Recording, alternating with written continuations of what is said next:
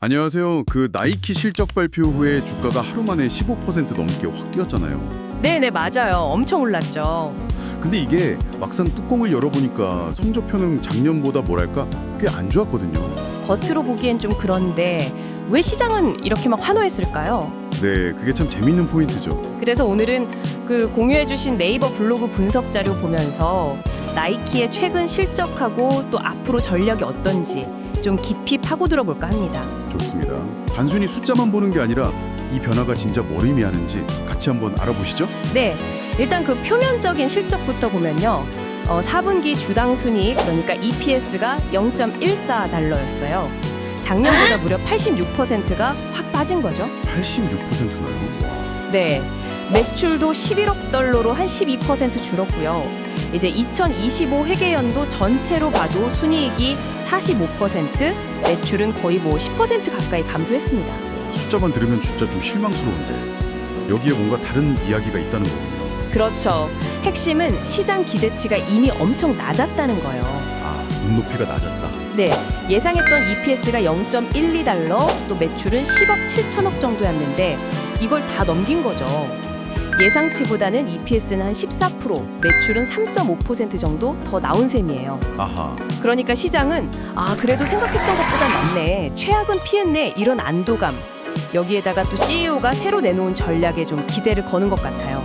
그 CEO 엘리엇 힐도 뭐 기대엔 부합했지만 원하는 수준은 아니다 뭐 이렇게 얘기했다면서요. 네, 현실은 딱 인정한 거죠. 아직 갈 길이 멀다, 이런 뉘앙스였어요. 그 새로운 전략이라는 게 바로 윈나우군요. 구체적으로 뭘 어떻게 바꾸겠다는 건가요? 핵심은 딱 하나예요. 나이키의 근본, 그러니까 스포츠로 돌아가서 브랜드 정체성을 다시 찾겠다, 이겁니다. 그래서 한 5가지 정도 방향을 얘기했는데 뭐 요약하면 경영진 바꾸고 문화 쇄신, 그리고 제품 쪽에서는 에어포스 1 같은 거 비중 좀 줄이고 보메로 18같이 진짜 기능성 제품들 이런 거 강화하고, 그 보메로 18이 석 달 만에 1억 달러 팔렸다고 하고 또 에이제 윌슨 민구와는 3분 만에 완판되고 그랬다면서요? 네, 맞아요. 그런 퍼포먼스 제품이랑 스타 마케팅 강화, 그리고 디지털 할인 좀 줄이고 프리미엄 강화, 뭐 이런 채널 전략 수정, 이런 것들이죠. 조직 개편도 했다고요. 남성, 여성 이렇게 나누던 걸 스포츠별로 바꿨다면서요? 네, 맞아요. 그것 때 결국 스포츠 중심 회귀를 보여주는 거죠. 스포츠 DNA를 다시 한번 강조하는 겁니다. 그 채널 전력 수정 얘기가 나와서 말인데 특히 디지털 매출이 26%나 급감한 게 좀 눈에 띄더라고요. 근데 이게 일부러 줄인 거라고요? 와, 좀 과감한데요? 네, 이게 의도적인 조치로 봐야 할 것 같아요. 지난 몇 년간 온라인에서 할인을 워낙 많이 하니까 나이키는 세일할 때만 사는 브랜드, 약간 이런 인식이 좀 생겼거든요. 그렇죠, 그렇죠. 기다리게 되죠. 네, 그래서 단기적으로 매출이 좀 줄더라도 이건 감수하고 프리미엄 이미지를 다시 가져오겠다, 이런 의지로 보입니다. 근데 반대로 오프라인 매장은 또 2% 성장했어요. 선방한 거죠. 오프라인은 괜찮았군요. 네, 그리고 동시에 예전에 너무 DTC, 그러니까 직판에만 집중하면서 좀 소홀했던 도매 파트너들 있잖아요. 네, 관계가 좀 안 좋았었죠. 최근에 홀리데이 시즌 선주문 물량, 이걸 오더북이라고 하는데 이게 늘었다는 건 파트너들 신뢰가 조금씩 돌아오고 있다는 신호로 볼 수 있어요. 긍정적이죠. 그럼 예전에 그 DTC 집중 전략에서 약간 방향을 바꾼 거네요. 이게 잘 될지는 좀 지켜봐야겠군요. 지역별로는 좀 어떤가요? 나이키는 워낙 글로벌 기업이니까 이것도 중요할 텐데요.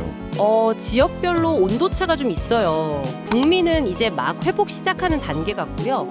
EMEA라고 유럽, 중동, 아프리카 이쪽이 제일 빨리 정상화되고 있어요. 오, EMEA가 빠르군요. 네, 근데 EMEA도 디지털 부진은 똑같이 좀 고민거리예요.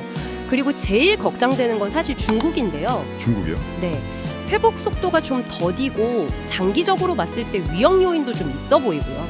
뭐 재고가 줄어든 건 다행이긴 한데 APLA, 그러니까 아시아랑 라틴 아메리카는요? 거기는 지역마다 편차가 커서 딱 잘라 말하기가 좀 애매해요. 혼조세라고 봐야죠. 그렇군요. 아까 마진 얘기도 잠깐 했는데 수익성 문제도 좀 심각해 보이던데요. 매출 총 이익률이 40.3%까지 떨어졌어요. 맞습니다. 이게 왜 그러냐면 도매 채널에서 할인도 해야 했고 공급망 비용 부담도 있었고 또 상대적으로 마진이 좀 낮은 제품들이 더 팔리고 이런 게 다 겹쳤어요. 복합적이네요. 네, 이걸 다시 예전처럼 한 45, 46% 수준까지 올리려면 일단 쌓인 재고 잘 털어내야 하고 마진 높은 신제품이 좀 터져줘야 하고요. 그리고 아까 말한 디지털 채널 정상화랑 중국 시장 회복 이것도 필수고요. 여기에 또 관세 문제도 있죠. 아, 맞다. 중국산 제품에 미국 관세 매긴다는 얘기 있었죠. 네, 내년 회계연도 FY26에 대략 한 10억 달러, 우리 돈으로 1조 원이 넘는 추가 관세 비용이 생길 걸로 보고 있어요. 1조 원이요? 와, 크네요. 네. 그래서 나이키도 뭐 가만히 있진 않고요. 생산 기지를 좀 다른 나라로 옮기고 비용 일부는 파트너사랑 나누거나 가격에 좀 반영하고 또 내부적으로 비용 줄이고 이런 4단계 전략으로 대응하겠다고 하더라고요. 마진 회복에 또 다른 변수가 생긴 거죠. 야, 이렇게 실적이 좀 어려운데도 주주들한테는 계속 보답을 하고 있네요. 그렇습니다.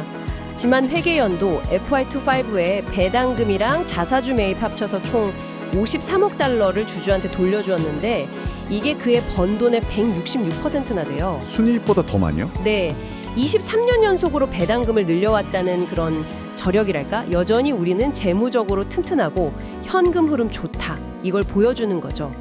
대단하네요. 그럼 앞으로 전망은 어떤가요? 당장 다음 분기, 그러니까 FY26 1분기 예측치는 여전히 좀 안 좋던데요. 네, 회사에서도 1분기 매출이 중간 한 자릿수, 그러니까 한 3%에서 7% 정도 줄어들 거다 이렇게 봤고요. 매출 총이익률도 관세 영향 포함해서 3.5에서 4.25%포인트 정도 더 떨어질 거라고 예상했어요. 시장 분석가들도 1분기 EPS가 작년보다 60% 넘게 확 줄어들 걸로 보고 있어서 단기적으로 좀 힘든 건 피하기 어려워 보입니다. 자, 그럼 정리를 좀 해보면요. 4분기 실적 자체는 작년 대비 안 좋았지만 시장 기대치보다는 괜찮았고 여기에 CEO가 내놓은 Win Now라는 새로운 전략, 또 도매 채널 회복 기대감 이런 게 합쳐지면서 주가가 크게 오른 거군요. 네, 정확합니다. 이걸 숫자로 증명해내느냐, 여기에 달린 거겠네요. 맞습니다. 그 블로그 저자분도 지금 주가 상승은 아직 뭐랄까 증명된 건 아니고 기대감이 크게 작용한 거다 이렇게 보시더라고요.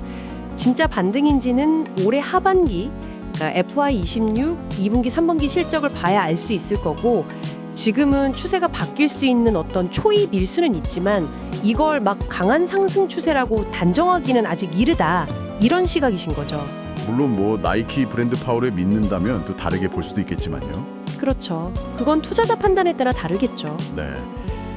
나이키의 이 강력한 브랜드 파워와 또 야심차게 내놓은 회복 전략들, 여러분은 이 전환점을 어떻게 보고 계신가요?